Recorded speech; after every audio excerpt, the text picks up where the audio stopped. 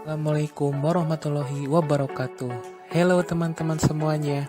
Kami dari kelompok 4 dengan beranggotakan Alipia Pauli dengan NIM 1901732, Izanur Paujian dengan NIM 1908134, Rahmi Aryani dengan NIM 1901748, dan Zahwa Sabila Anissa dengan NIM 1905326 akan membahas mengenai dampak sistem pembayaran non-tunai terhadap permintaan uang.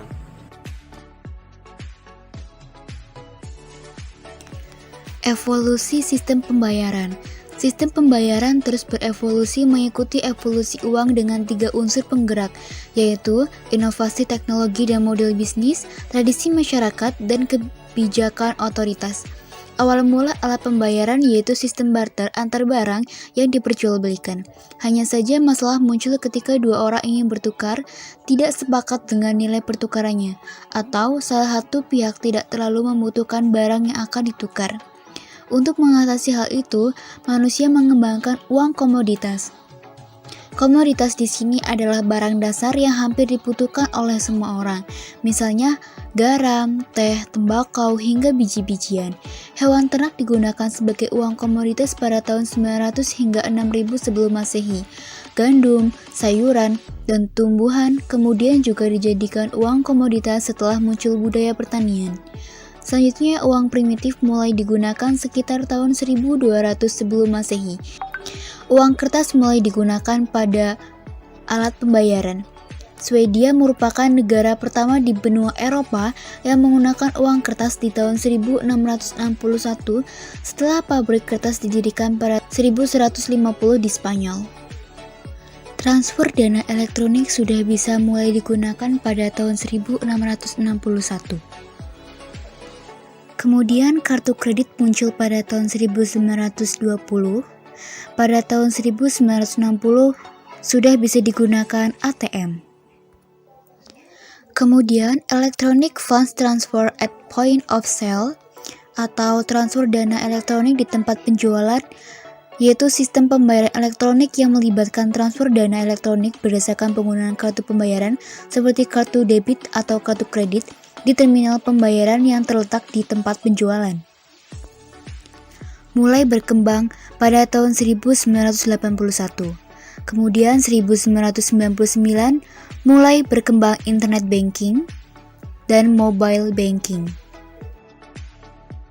Lalu teman-teman pada tahu nggak bagaimana perkembangan sistem pembayaran non-tunai ini? Pada era digital ini, banyak yang menciptakan inovasi, khususnya dalam kegiatan transaksi pembayaran yang dilakukan setiap harinya oleh masyarakat.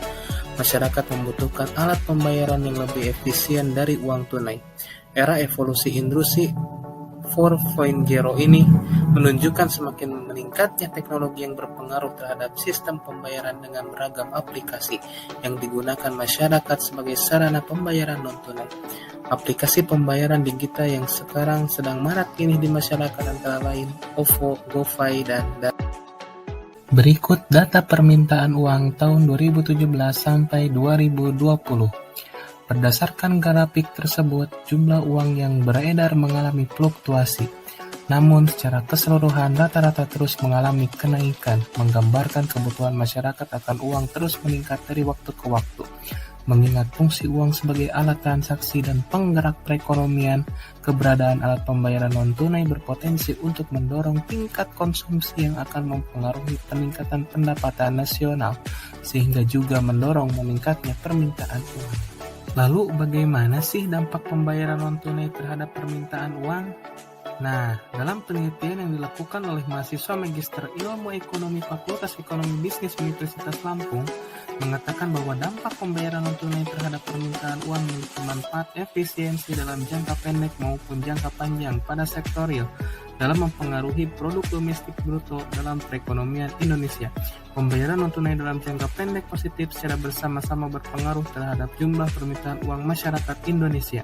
Pembayaran non-tunai dalam jangka panjang berpengaruh positif secara bersama-sama berpengaruh terhadap jumlah permintaan uang masyarakat.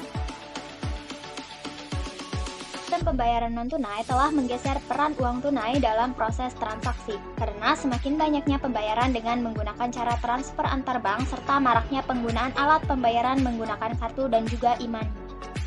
Meningkatnya pemanfaatan sistem pembayaran non-tunai akan berdampak pada permintaan uang dan juga keseimbangan pasar uang, sehingga berdampak pula terhadap kebijakan moneter. Menurut Irving Fisher, apabila masyarakat menggunakan kartu debit, kartu kredit, dan juga e-money dalam melakukan transaksi, maka akan semakin sedikit uang yang dibutuhkan untuk melakukan pembelian. Di dalam beberapa penelitian, terdapat perbedaan pengaruh pembayaran non-tunai terhadap permintaan uang kartal M1 dan juga M2. Peningkatan pembayaran non-tunai menimbulkan efek substitusi yang mengakibatkan turunnya permintaan uang kartal dan meningkatnya M1 serta M2. Hal ini disebabkan oleh semakin bertambahnya uang yang masuk ke dalam sistem perbankan karena adanya return. Sehingga dapat disimpulkan bahwa secara umum, inovasi finansial sistem pembayaran dapat mempengaruhi jumlah permintaan uang. Kemudian, bagaimana sih cara memanfaatkan pembayaran non-tunai dengan bijak?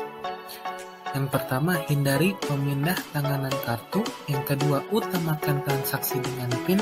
Yang ketiga, simpan dengan baik fisik uang elektroniknya. Yang terakhir, yang keempat, isilah uang elektronik dengan dana secukupnya dan sesuai dengan kebutuhan kita.